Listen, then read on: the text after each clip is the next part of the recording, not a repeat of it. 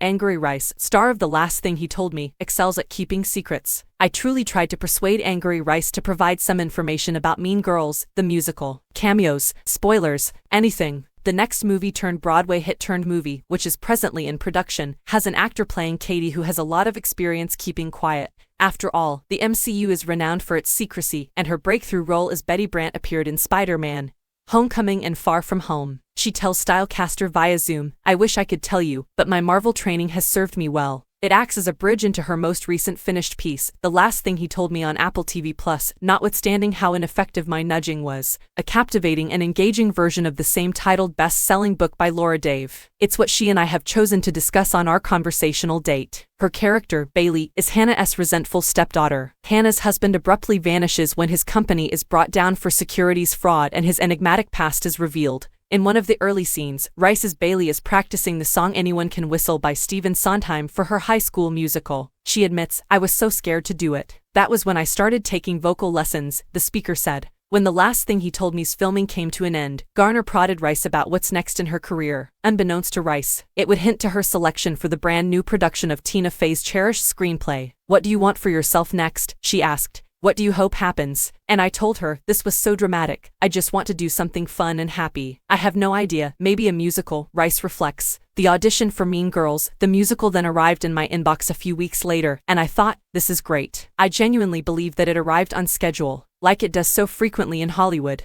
The Australian actor told Stylecaster about working with Garner and going to tryouts when he was just 14 years old. "Can you tell me anything about your upbringing and history? My parents are actors, and we previously resided in Perth, where the theater and television communities are relatively small and close-knit. I therefore spent my childhood surrounded by performers practicing at our house and attending performances every weekend. That was my early life. I adore going to the theater and seeing live performances. I then realized that I also want to do it. After that, I made a feature picture, and we moved to Melbourne. And that's truly when my career in movies began, when I started high school." You've mentioned how you frequently moved for acting jobs while you were in school. How difficult was it at the time to keep friendships? It was challenging because every time I went on vacation, I felt so confident in my friendships, and when I returned home, everything had changed. You aware of how quickly group dynamics can change in high school? Someone separates from someone else, someone fights with somebody else, and then everything becomes rearranged. When I got home, I'd be shocked to find that the group I had thought was so solid had split up into 3 smaller groups, and I had no idea where I fit in. That was challenging. Additionally, being away from loved ones and friends for such a long time is difficult because you miss events that occur in their lives,